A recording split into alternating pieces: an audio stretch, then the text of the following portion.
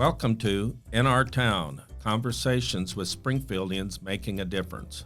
I'm your host, Tom Carlson, publisher of the Springfield Daily Citizen. If you'd like to comment on this episode, our email is inourtown@sgfcitizen.org. We'd love to hear from you. Foster kids have a rough road to hoe. A lot of people know that. It's no big secret.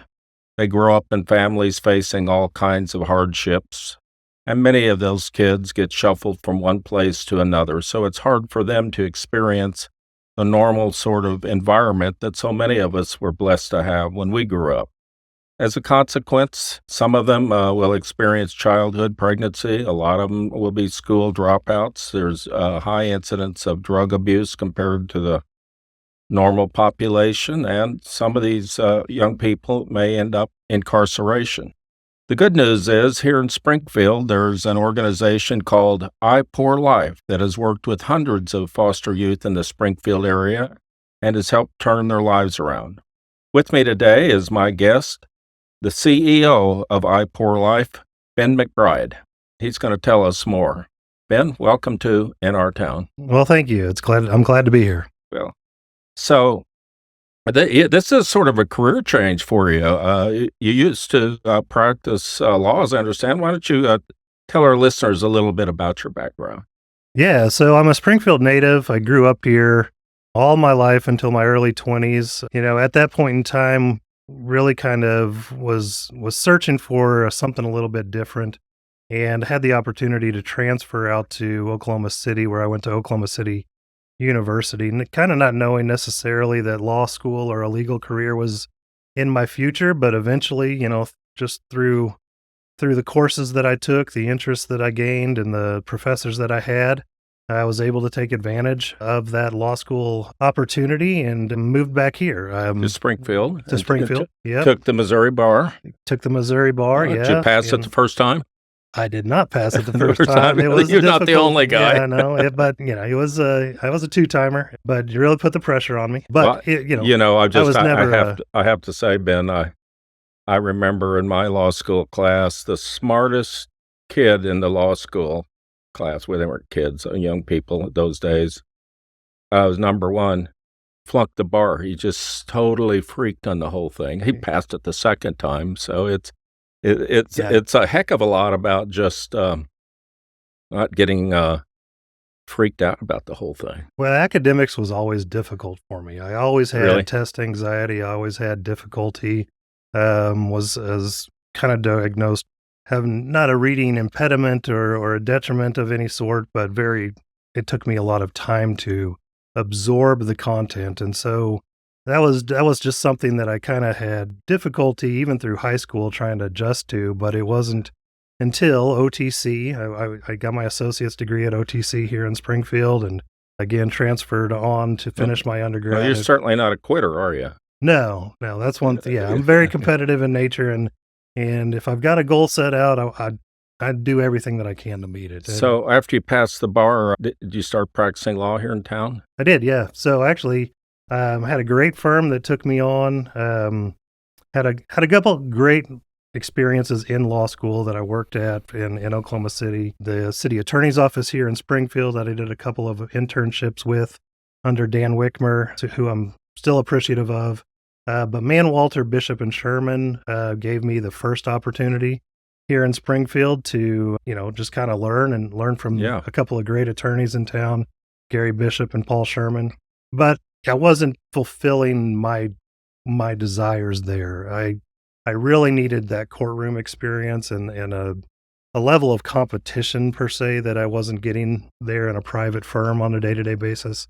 So, in 2008, I had the opportunity to move over to the Greene County Prosecutor's Office, where I stayed pretty much until 2014 under both Daryl and then Dan Patterson when he came on in 2010. So it was a great experience. Did you do all kinds of prosecuting work, or did you specialize in any particular area? Yeah, I was in kind of that traffic, that smaller crimes division for a couple of years until given the opportunity to move into the major crimes unit. That's kind of what first led me into where I'm at now, because I handled a lot of guns, drugs, and gang activity in that major crimes I unit. So see. I saw a lot of cycles of poverty and abuse and substance use disorders and things of that nature that, you know, would just get carried away and out of control and lead people to do things they probably wouldn't otherwise have done, right? And so it kind of opened my eyes to what these cycles do by no fault necessarily of the offender's own, but the environment in which they were brought up in or used to or comfortable with at that point in time. That's all they knew, you know? And, Well, I and so know there was a crisis mode and mindset that they had to deal with. you took that experience and what you learned to go on the board at CASA. Briefly, what does CASA do?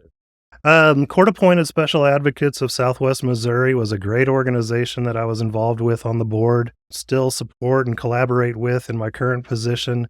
But what they do is they're a third party organization that comes along. Greene County, Greene County, Taney County, and Christian County are all involved in that organization, where the judicial circuits and the juvenile judges in charge will appoint a CASA volunteer to kind of be the voice for foster youth from infancy all the way through aging out. And so it was a great organization.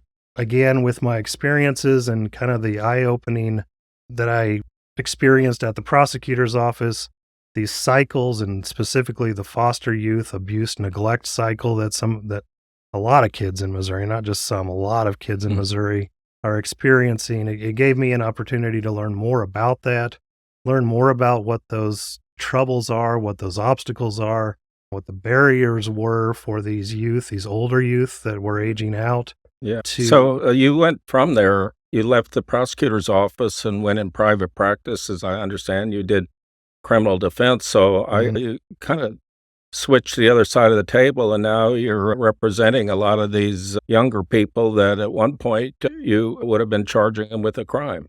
Yeah, same kind of dynamic, and So but just in a different. you had a good background, I guess is what I'm trying to get at, for dealing with these issues. So, I mean, you've got all this background. You certainly know how the court works, how the system works, and so forth. I'm sure that many of your clients were probably guilty of something, and your job was to try to get them as best a deal as you could and get their lives turned around, wasn't it? Exactly. Yeah, exactly. And that's the focus that I took as a criminal defense attorney, was not what just brought them in the door, but what brought them to the offense that brought them to the door. And so focusing on that past life that they've had and the struggles that they've been faced with was kind of my focus. You're right. There's only so much legal defense in the majority of cases that an attorney can provide. It's always the first and foremost thing that we're going to look at, because that's what they've been hired. That's what clients have hired us to do.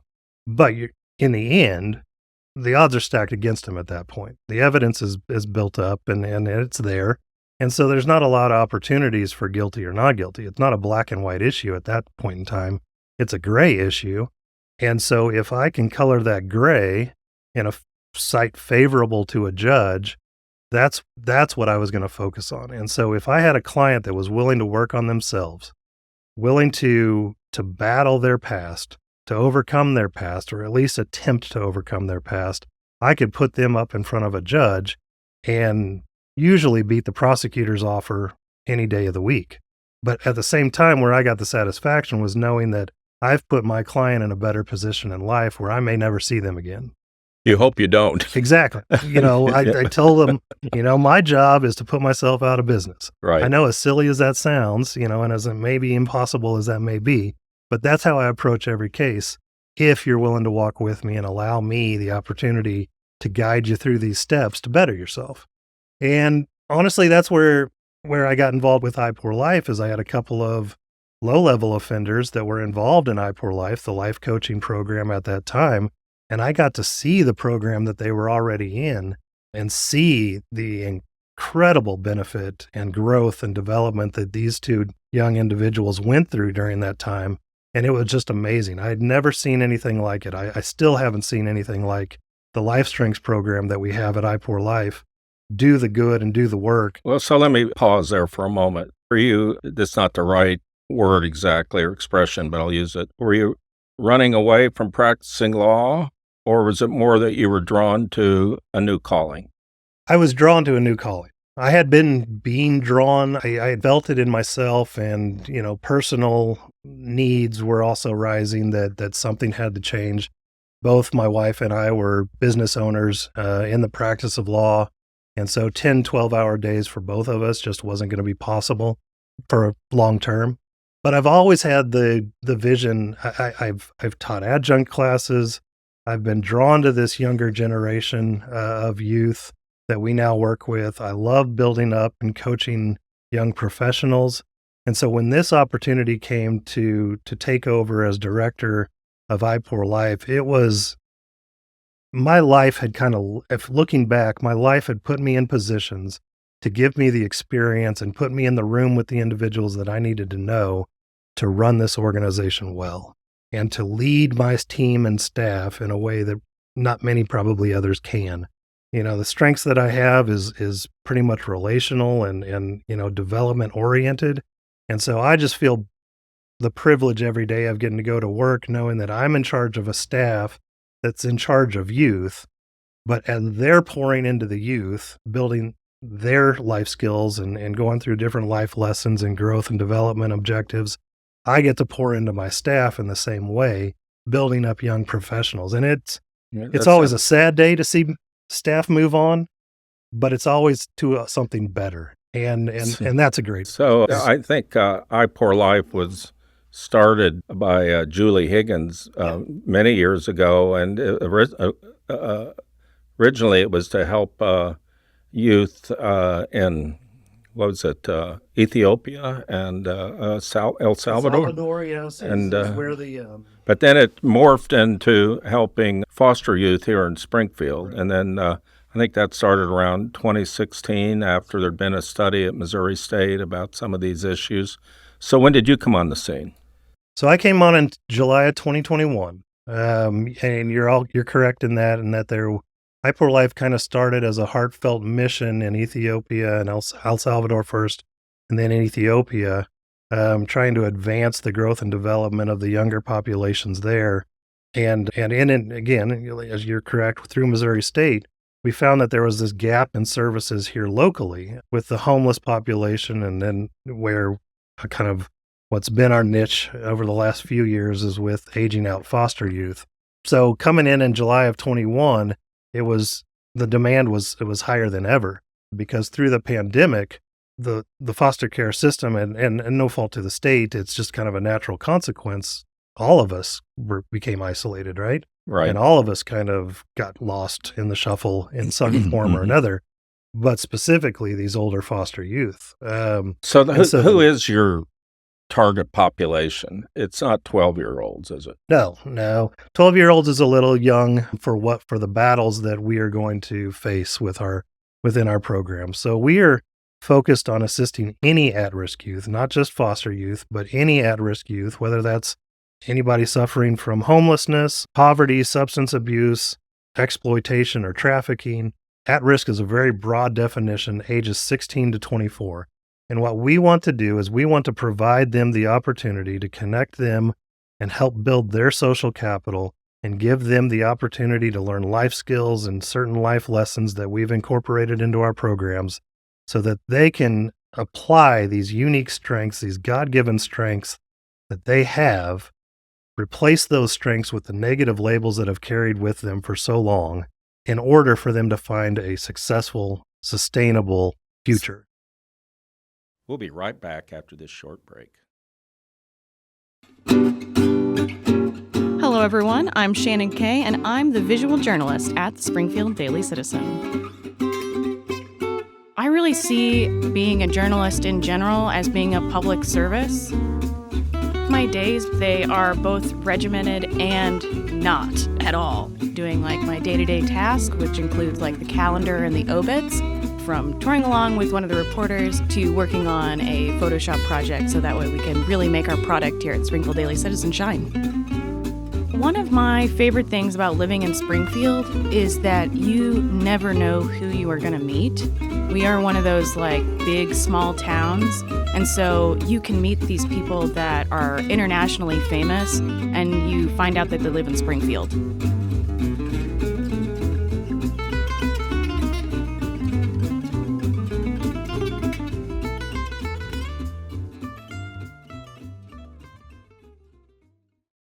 So I have this kind of mental image of whatever it is, 10, 20 people, almost like soldiers, coming into the community, finding folks to help, and being life coaches with them. How accurate is my image? It's not far off. I mean, that's kind of what we do. Unfortunately, we don't have to do much recruiting. We work with 36 or more local agencies and nonprofits that act as partners in our so they mission. kind of send them your way. Yeah, so they make the referral, or what we call a nomination. And so give me the profile of, I looked at your website, and the word I would use was life coaches.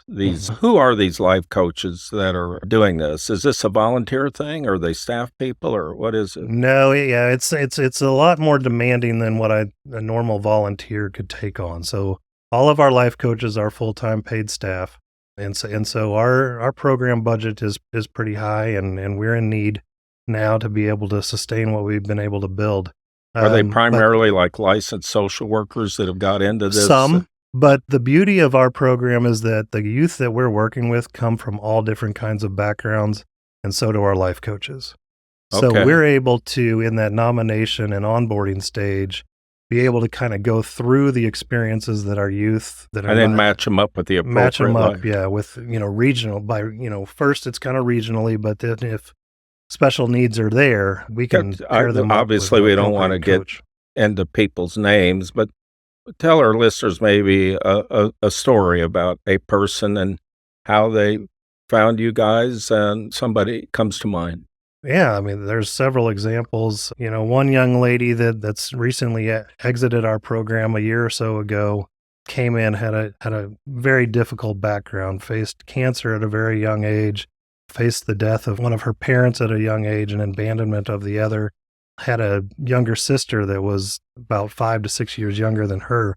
And she has just powered through incredibly. She's actually abroad now in Great Britain, getting her master's or PhD, furthering her education in world studies and international studies. And it's just a great story there.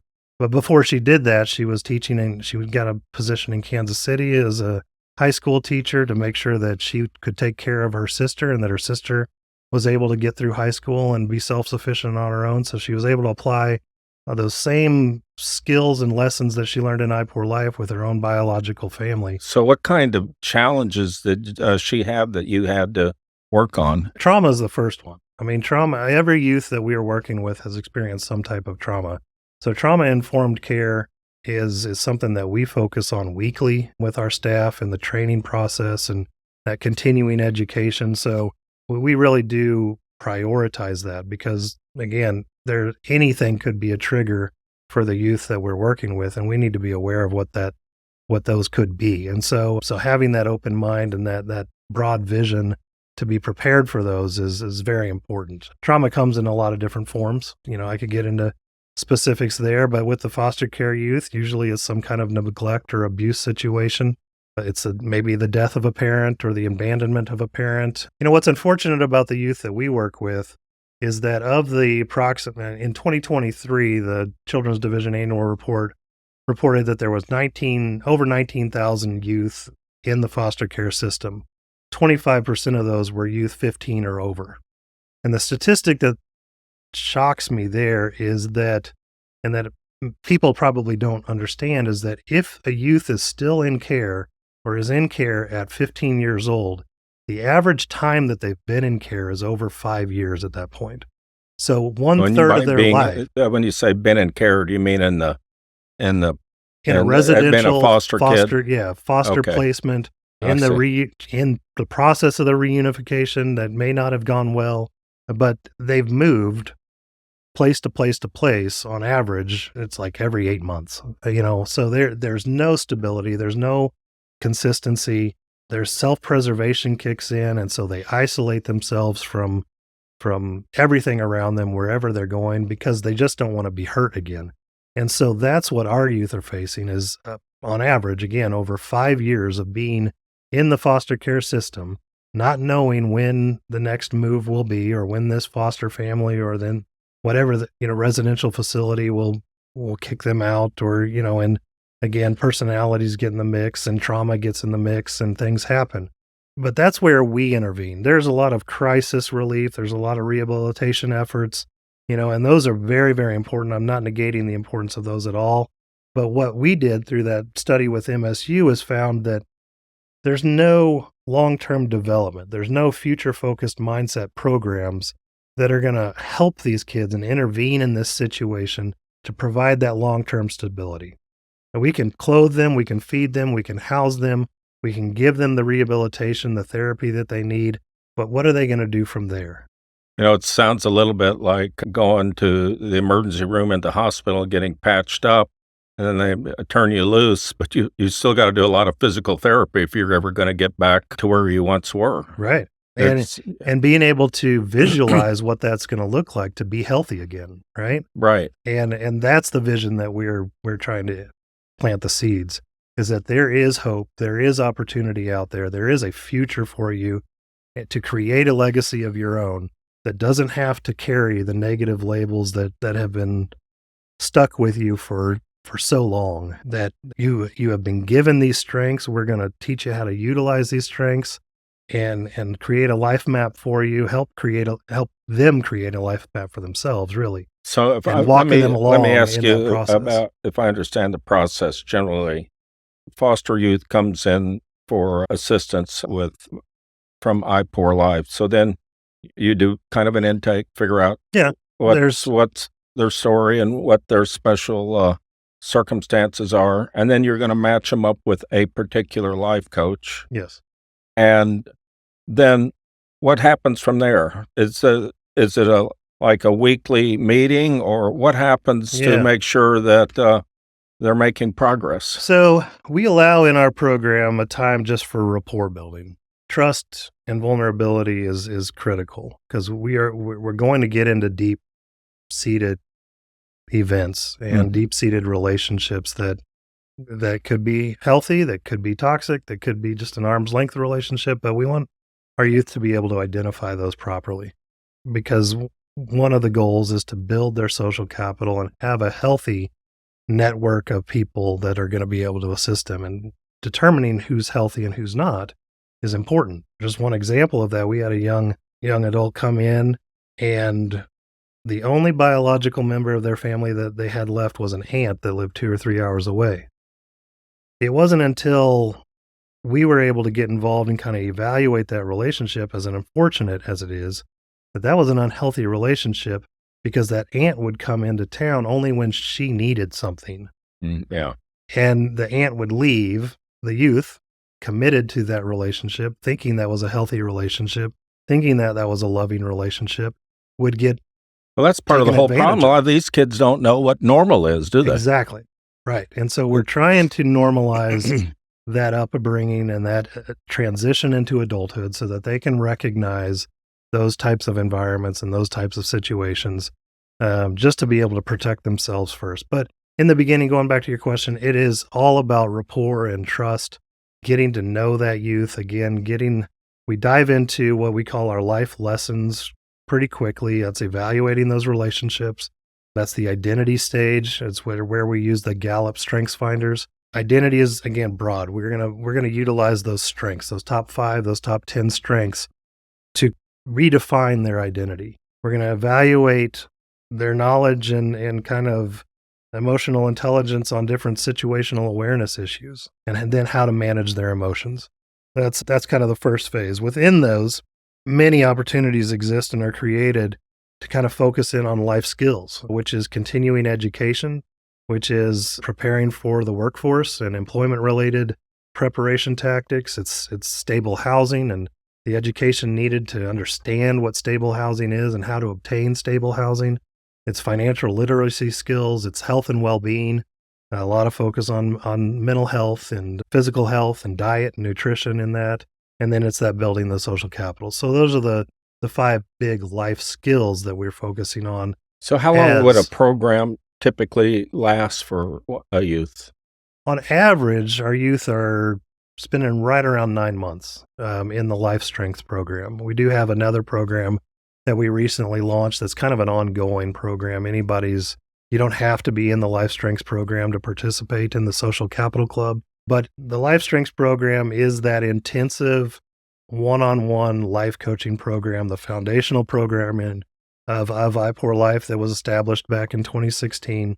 The Social Capital Club is something new that supplement the Life Strengths program if necessary to provide opportunities for youth to practice what they're learning in that one-on-one, those weekly sessions. But it's also an opportunity for youth who want to do more for themselves but aren't ready to deep dive into that one-on-one relationship, to be in more of a group-oriented environment, a safe environment, a non-threatening environment, where we still focus in on those 5 or 6 life skills every month. So I'm excited where we've served over 1,700 kids now since 2016. Wow, my gosh. Yeah. Wow. So just kind of looking at the numbers after this last fiscal year, we've got a great momentum. We've expanded across Missouri. So if you were to look at the map, we cover all of Southwest, Central, and Northeast Missouri. Really looking for great opportunities and partners to get into the Southeast portion of the state and the Northwest portion of the state over the next 3 years. But yeah, we're serving over 300 kids a year at this point. And well, where does your funding come from? It's really split. And we've got a great base of private and individual corporate donors. The state has provided some assistance over the last few years that constitutes about a third of our budget, and then different grants and opportunities that come along. And how many people are on your staff? Right now, we've got 21 statewide My gosh, that's staff. a big organization. Yeah. So we've got a physical location here. Most of our staff work remotely, so that's the beauty of it, is that we can take and accept nominations from anywhere because we can position life coaches as hiring needs come across in those locations of need. So a lot, 18 probably of our staff are full-time remote workers. Is there anybody in Missouri doing something that's really similar to what you folks are doing? Well, our model is based off of a couple of studies and programs that are federally mandated. So the program is a federal program that runs through the states that each state is responsible for, and it sets out what the goals and objectives are. They want to they want to focus on that education, employment, financial literacy, stable housing component, that health and well-being component. So that's why we incorporated that. The Casey Foundation also does a really great study. I think it's out of Chicago, and puts together a lot of information and access for resources. So in the building of that, those are very influential. But what makes us and sets us apart is focusing on that strengths component really early on, because we believe that these youth do have a hope and an opportunity that they may not ever realize except for the intervention of iPour Life. So that strengths component in that identity phase is super important, but also the focus on social capital, because as all of us know, I wouldn't be where I'm at today without the help and assistance of the relationships that I built and the rooms that I've been in and the people that I've been able to speak to and listen to. And that's something so many of these kids never had the opportunity for. Correct. Yeah. Well, let me ask you this. If you had a grade card, what kind of grade would you give yourself? That is a good question. I think there's areas that we can improve on, but we're always improving. That's my job, is to make sure that we're always moving forward and we don't get content with where we're at. But I would give myself probably an A- at this point from where we came in 2016, where we were at in 2021, and where we're at now. I think we have built a program, a nationally recognized program through the Department of Health and Human Services and through an independent agency called the Aging Out Institute have on a national scale recognized our programs as being the best in the country for what we do. What kind of mechanism, if any, do you have to track the long-term success of your clients? The efficacy of our program is very important to us, and we do monitor that. And the beauty of our program is that the youth in it never age out. So our program staff still has and holds relationships with some of those youth, not on a weekly basis like they would be while they're in the Life Strengths program. But we're hearing story after story after story. Just this morning, one of the first youth 6 years ago that one of our coaches coached chimed in to report to her, to the High Poor Life staff, that she had just purchased 5 acres. She's got 2 children, full-time job. Her husband's doing well, and they're going to build their own house. That's amazing. Yeah. Congratulations. So it's through that relationship building that we focus on right from the beginning that helps us determine the efficacy of that program. And now, we can put stats to it. At the end of the program, we're looking at between 78 and 82% success rate in each of those life skills programs. That's our objectives, and we're meeting those year after year. I will tell you, just to be transparent, the financial literacy piece dropped real low because during the pandemic, but prior to pandemic, we relied on banking institutions to come in, and that just wasn't possible, or to take them to banking institutions. So access in that regard dropped us down to levels that we weren't necessarily excited about, but we've been able to ramp those back up, and we're hitting our goals over the last 2 years in that area. Let me ask you this. What about the kids that don't get a passing grade, drop out? What do they have in common, if anything? Why do they fail? Why do they fail? It is the transient nature, most often, of the youth that we work with. It is the level of inconsistent contact that they're able to. It's not necessarily a willingness on their part, because ours is a voluntary program. If a nomination comes in, and the youth can say no, but our engagement rate on nominations is right around 84% now. So 84% of the youth that are being nominated are agreeing to come in and get involved in this program. We're hitting about that same mark, right around 80% of those youth that are nominated that are actually graduating the program. So let me make sure I'm following the math here. Maybe 84% come in and, quote, sign up. And of that, you may lose 3 or 4% of those folks for one reason or another. The rest graduating, you might say. Is that what you're telling me? I'm not a mathematician, but generally speaking, I think that's okay, a pretty safe assessment there. But yeah, the majority of those are youth that we just simply lost contact with. We call it being ghosted. Again, the ghosted, I don't know if that's necessarily the most appropriate word, but they've moved. There is some that just simply quit and simply, lose contact and don't engage with the life coach. And after a period of time, we've got to say, all right, and after attempts of getting in touch with the nominator or their case manager or any other contacts that we have, trying to get a determination on their willingness to keep going. That does happen. But a lot of that is due to that transient nature and moving around to different residential facilities, homes, foster parents' homes, and so forth. And there's a lot in play there, unfortunately. A lot of different outside influences that come into play there. There's some protectiveness there from different families or agencies as well. And simply, unfortunately, what we're trying to fight against is an unknown. I mean, High Poor Life is still, pretty small nonprofit. We are making every attempt that we can to expand our reach and to prove ourselves. But we're running into agencies, every day that we're introducing ourselves to that don't know what we do and don't know what we can provide for these youth. So in some sense, there's a hesitancy there to get involved with the unknown. If you change one thing about the program or have one big boost in some form of help or money or whatever, what would you hope for? What one thing could make you do your job even better? Collaboration. Okay. That collaboration between agencies. We run a very narrow missioned organization. Again, I spoke earlier about, the different crisis and relief agencies out there, the different rehabilitative agencies out there. there's no one that does what we do to the extent that we do it. There's attempts out there, and those are healthy too.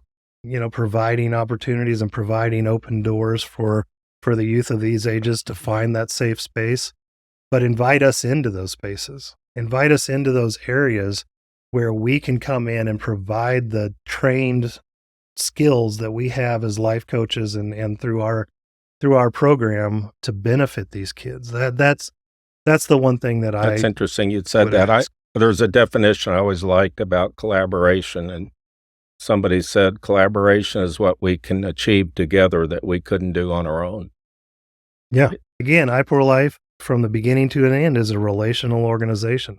We build from an organizational standpoint the relationships with our partnering agencies, improve ourselves through those relationships to give them the comfort level and the stability, that security that this is an organization that they can send youth to.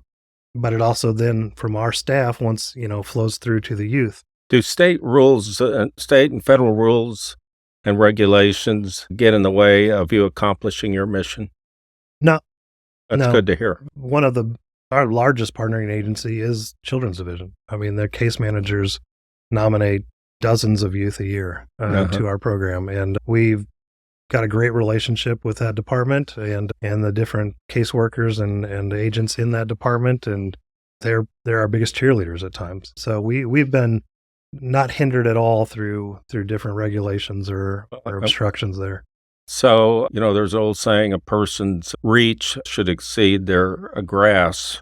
But what would you hope, and if things worked the way you hope, where is iPour Life going to be in 5 years?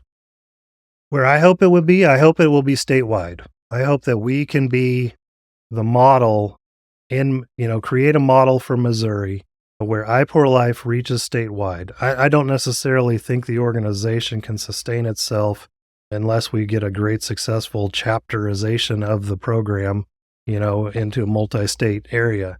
But what I know is that we've got a product or products here through our Life Strengths program, the curriculum and the certification to become a Life Strengths life coach that can be used nationwide. Well, that's very exciting. Yeah, so there's an entrepreneurial spirit about iPour Life, and I'm hoping that in the next 5 years we can explore that more, because we've got that being our foundational program, the model that we've built with our social capital program.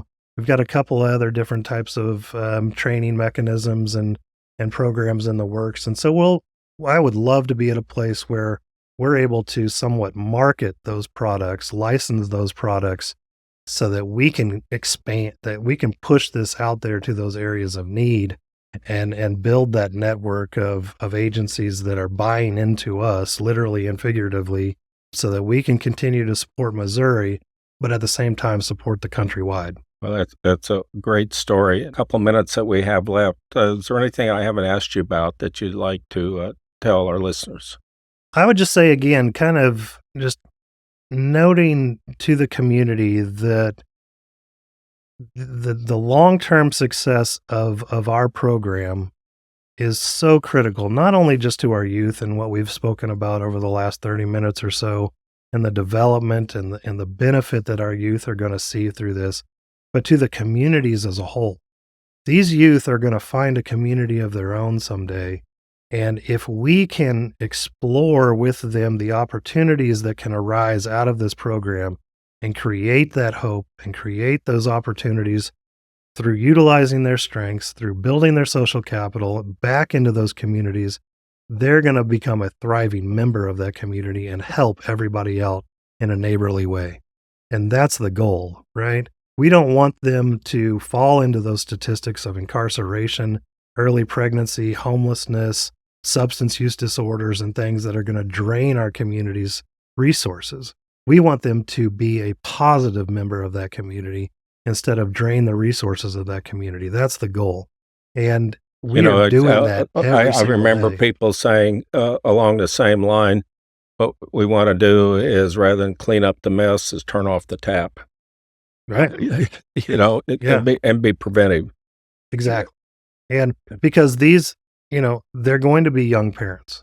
And if they don't have this intervening experience that they're receiving through iPoor Life and the Life Strengths program and the Social Capital Club program and the other support that we're able to provide, they're going to continue knowing only that environment in which they came.